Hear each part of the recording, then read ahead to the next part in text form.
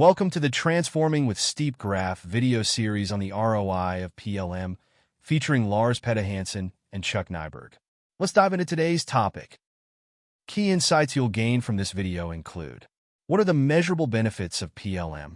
How should ROI for PLM be approached? What should be considered when advocating for PLM in a company? What are the challenges in discussing PLM ROI? What are the best practices for measuring PLM ROI? It's Chuck Nyberg again, and I want to welcome you once again to another Steep Graph Tuesday video, where I will once again be talking with Lars Hansen. The subject this week is capturing the ROI from a PLM system. So Lars, how are you doing today? Oh, I'm good. Thank you. Ready to talk ROI. Yes, I know this topic is near and dear to many businesses' hearts. I know we're discussing how a business proves that their significant investment in PLM is worth it. That's really what it is. And as you know, calculating the ROI for PLM is challenging due to the complexity of quantifying both the tangible and intangible benefits. So the subject we'll be discussing, and the subject is still discussed by the PLM community. They're always discussing how to best do it. So what are your thoughts on the subject? Well, as you say, Chuck, it's complex, and I think it comes to a surprise for many people how complex it is actually, because normally when you are in a business, you buy new machinery, you buy new IT systems, and you get them installed and working, and you do a fairly straightforward ROI calculation on them. You can do that with machinery, but with PLM, it's really different. It's much more complex, and we'll dive into that in a moment. However, I have not seen a company that wouldn't say that it's important to do some kind of ROI for PLM, because it's a huge investment for many, both in terms of money and time and resources. So calculating what you get out of it, or predicting, maybe that's a better word, what you get out of it, is something that most people would like. But I've seen countless examples where people have tried to do this old-fashioned ROI calculation like you do with a new machine that can produce 400 more items per hour than the old one could, and it costs this much. So when can we have recovered our investment here? I've seen companies try to do that for PLM and fail, not just fail, but profoundly fail in their predictions of what this was going to mean.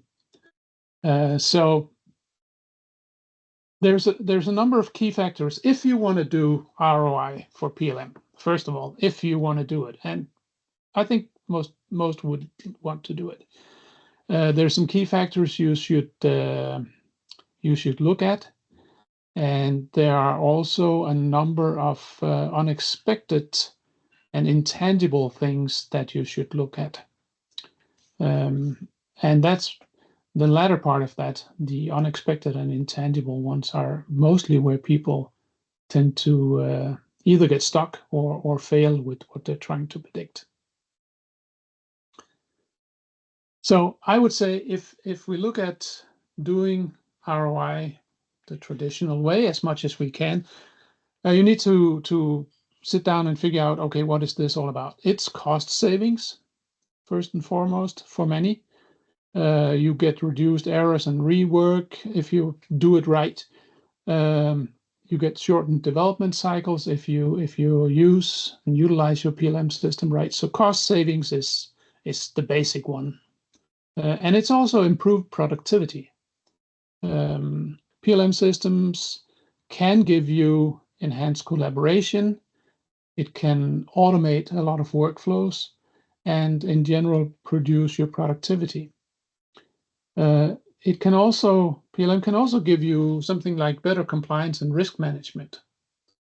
Regulatory compliance and risk mitigation is something that will come out of PLM, and of course be of value to you if you do it right again.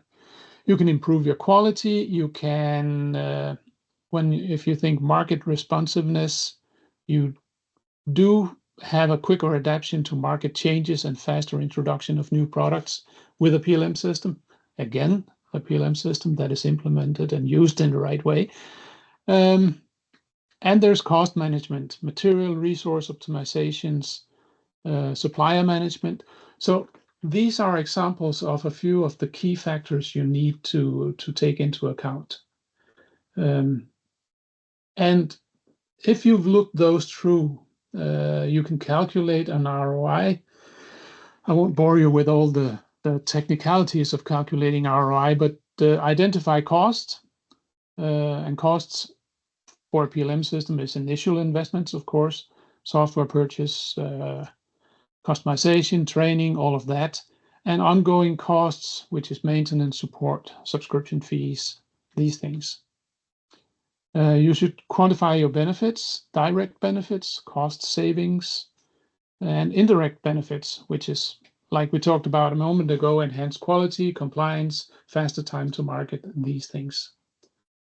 You should also, when you do a calculation of ROI, determine the period of which over which the ROI will be measured. I see people being way too lax about that sometimes. I mean, if you want to measure something, set up a strict framework for, of course, what you're going to measure, but also how long you're going to measure it. And I agree, especially just back on your measurement time frame, because some of what they see might be less than 12 months. Other ones might take a couple of years to really identify the benefits. So yeah, that time frame has to be identified. Right, and with PLM, as you say, it can be long time frames, because from the moment you get a PLM in and you get your people trained and you start using it, till you get to the point where you can reap the benefits, may be quite long. It's a learning curve there, yes. that's quite substantial. So if you take the key factors into consideration, you do your calculation by identifying costs and benefits and analyzing the impact, and so you could probably end up with a kind of ROI information about what do we get out of this? When do we start earning money from doing this whole PLM thing here? That sounds easy, but in my humble opinion, it is just really a small piece of the big picture when you do this. You can arrive at something, but you do not have the big picture as such. Right, and that's a lot you just identified too, right? So it's quite enormous. To your point, I don't want to belittle the task. It's an enormous task, but again, they're spending a lot of money on the PLM, so I would think they'd have to do it. But so can you go into more detail of how companies can quantify the benefits? To say whether they, in this case, right? So basically help them reduce costs, for example, or whatever reason they have. You go into a little more detail? Yes, we can look at some of the things that you can do. Before we jump into that, I would say that one of the bigger challenges for, let's say, the people that have decided to implement PLM in a company and they will be asked for an ROI, right? And most CEOs and CFOs and top management will expect a number with double underlines, right? That is how it's done, and this is where the trouble starts, if you ask me, because coming up with a number with double underlines for something like PLM it's not impossible, but it's certainly with many uncertainties built into it. But anyway, back to your question there, quantifying the benefits. Well, a structured approach to do that would be measure and measure again. You would typically measure your time savings, time tracking, implement before and after PLM implementation to measure the time spent on tasks such as design changes, approval, searches for your data, and so on. You should also measure any reduction in time to market. measure how long your products are typically taken to get onto the market before PLM and after PLM. You should measure your processes, manual versus automated. PLM will bring automated processes in many cases. So you should compare the time taken for a number of your key processes before PLM and after PLM once you have automated those processes. And workflow efficiency, again, measure the reduction in time for approval, sign off, all the workflow processes that goes into a typical manufacturing company.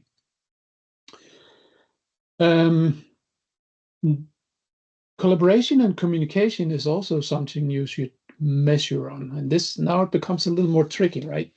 Meeting frequencies and durations. If you can track the reduction in number and duration of meetings needed for cross-departmental coordination and so on, it's something that many companies, frankly, have no knowledge about. How much time do we spend on meetings? But you should try to measure this, and after PLM, measure it again and see if something has happened there.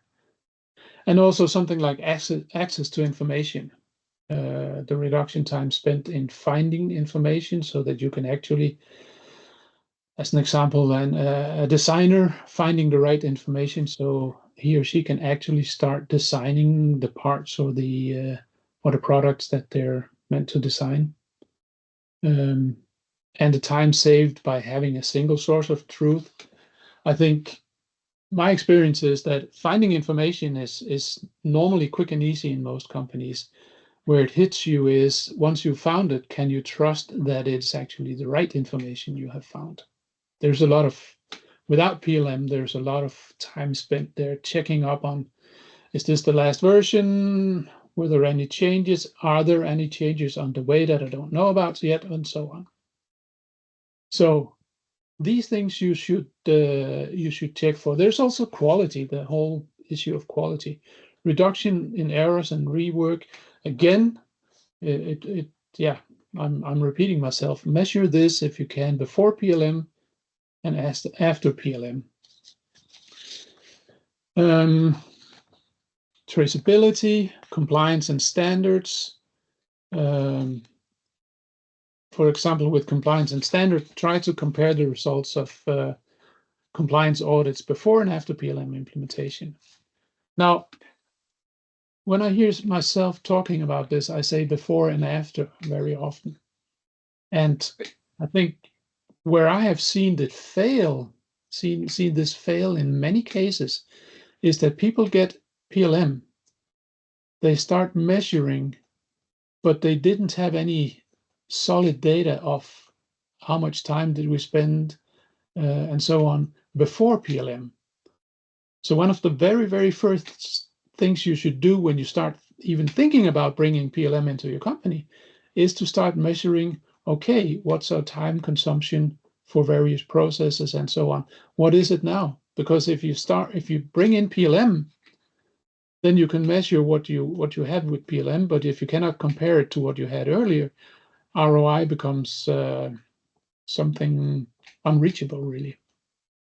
So before is very important.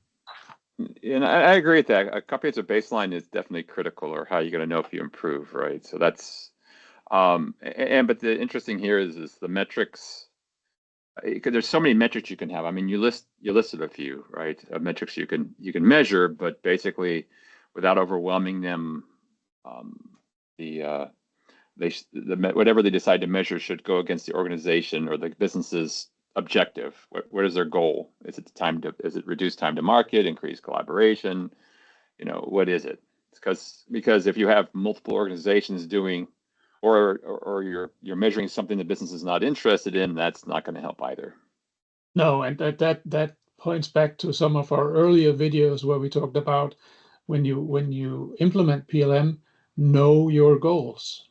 And as you say here, if you measure something that is not important according to the goals you set up, you've basically wasted your time there. Yeah. On your metrics too, I just going back there a little bit. Your examples of what to measure and how to measure it. Those are pretty direct benefits, right? Am I going like time reduction or less errors, right? Those are pretty concrete, but the indirect benefits, as you pointed out, are harder to measure, like collaboration, right? And I like what you did about collaboration. How do you prove collaboration? So you created what I kind of call a proxy metric or a surrogate metric that says, okay, I can't really, how do I prove that collaborations improve? Okay, let's say there's less meetings, right? Reduce meetings, for example. But then they can also use things like, oh, the number of new ideas generated, the number of patents filed, or the number of new features created. Did they increase? Which tells you, these are side effects of increased collaboration. So they're going to be a little creative on what they measure on these indirect benefits. Yes, and many of these indirect things are very difficult to measure. But I think if you set up your metrics right, if you spend a good amount of time on defining what do we actually want to measure, because as you say, many times you see people measure stuff that becomes irrelevant afterwards. So know your goals, and from that, set up your metrics. That's, I guess, the best advice we can give here.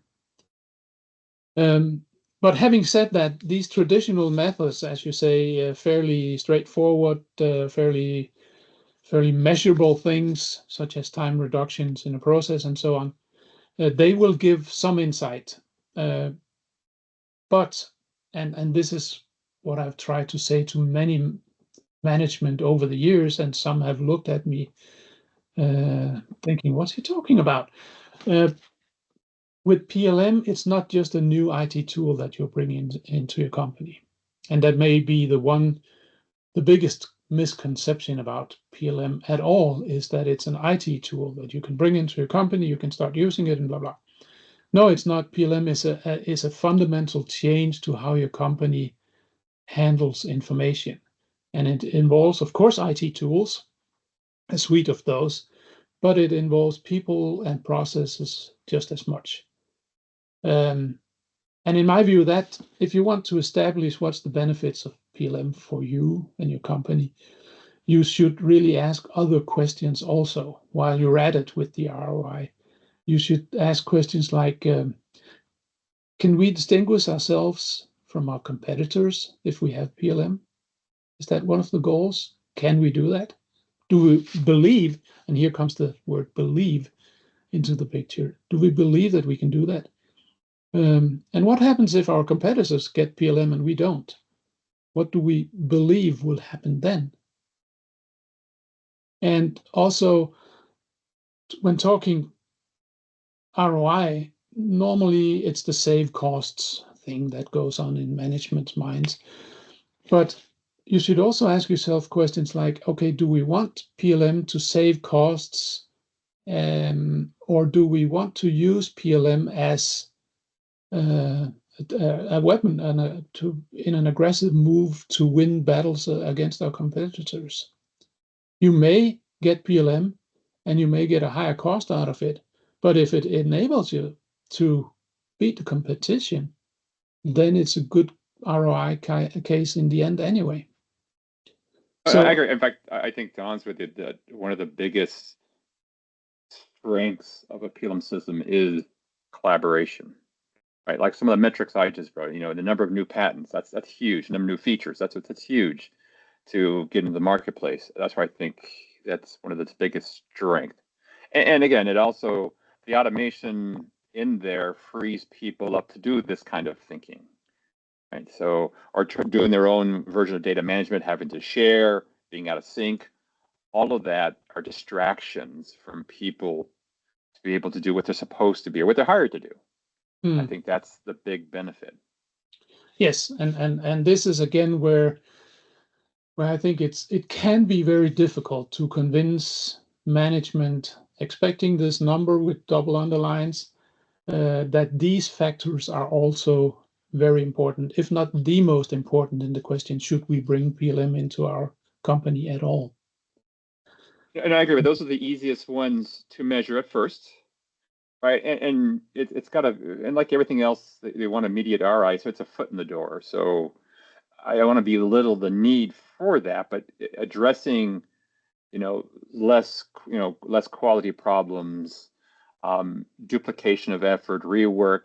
I think all of those, addressing those, then enable, in the end, creates the foundation for people to jump off that forward to then become more proactive. So, because usually when people get into PLM first, to me, is they're pretty disorganized. They, again, rework, duplicate, and all that. They just don't have time. So, in measuring the reason why they don't have time, quality issues and all that, and PLM addressing those issues, then it frees them up. So to me, those are okay to start with, because those are beginner ones. Those are great measurements, the beginner measurements, until they get the hang of it, and then from there it increases. Then. Yes, I couldn't agree more. But again, I guess, well, it's going to be a long talk. It always is about ROI for PLM. And yes, it is. If you look out there on the various PLM experts that are on the internet, there are many good opinions, there are many good descriptions, and so on. But the sheer amount of those opinions and descriptions shows how complex this whole issue is. Well, they can't even agree upon a definition of a PLM system, right? So that's not surprising. Oh, that's right. That's right. You can get ask 10 people what is PLM, and you get 10 answers. That's right. That's right. Yep. Yeah. Well, anyway, I hope we have, if not clarified, then at least pointed out some important things to look at and to remember when you start talking ROI for PLM in your company. So I guess well, you can sum it up, Chuck. It's complex. Go ahead. Yeah, it's complex, and we do have some best practices, as we talked about earlier today, about how to calculate PLM ROI, but they only uncover parts of the bigger picture. And one very important thing is remember to measure before you bring in PLM. That's in summary one of the most important points and one of the most forgotten points out there in the industry. And also, yeah, go ahead. Go ahead. So no, I agree with what you're saying, but go ahead. I have a thought, but. Well, my closing remark on this is again to, when you advocate PLM in your company and you are asked for ROI, you should be prepared also, and prepare your management to ask these other more exotic questions about the goals and the benefits, and what do we get out of PLM in the long run that cannot be measured right away. And it is always a challenge to discuss this with management, who again often expects a number. And that's in many ways the real challenge, in my view, for ROI for PLM. Once you've settled that, and you agree on, okay, we're going to measure these things, our goals are such and such, and we are okay with the number with double underlines being a ballpark figure, then I think you are on the way to success with your ROI talks. And your double underline meaning is more of an accounting term, right? Make sure people understand what double underline means. Yeah. Okay. Yeah. So no, I agree with you. So I mean, what we talked about, to your point, is one, identify your goals. What is it that you want to improve, measure, right? Two, obviously get a baseline. You definitely need a baseline, whatever that means, and it's got to be across organizations themselves and the whole business, because some may experience different levels of benefits, right, on PLM, depending on who you are. If R&D might benefit from faster products development cycle, whereas obviously supply chain would benefit from better supplier collaboration, if that's what you want. Measure it, and then measure before, and then measure after, right? Make sure you know how you're going to measure. But I would also, lessons learned too, is I would suggest to manage expectations by communicating clearly to the stakeholders or whoever's waiting about when to expect measurable returns. It's not going to be the next day. As you pointed out, Lars, there's a learning curve. You're in PLM, so things are going to be changing. So new responsibilities, everything. So it's not going to be immediate. So we need to communicate on, here are the milestones, here's the agreed upon time frame that we should start seeing benefits. 12 months maybe, because of the thing, I don't know. 12 months is usually what it is. It's a PLM, but definitely everybody's got to be on the same page of when to expect these measurements, or they're going to be bugging you every day. Yes, I agree. And I guess we should let that be the closing words for this video here. We'll be back with more videos on various PLM subjects in the future, and we are here at SteepGraph, and you're very welcome to contact us. And if you have any questions or comments, or if you disagree with us on anything we've said, we'd really like to hear your opinions from out there. So thank you everyone very much for listening, and we'll be back with new videos shortly. Thanks, Lars. Summary of the video is: 1. Understanding PLM benefits. Competitive edge. Can PLM differentiate us from competitors? Risk assessment. What if competitors adopt PLM and we don't?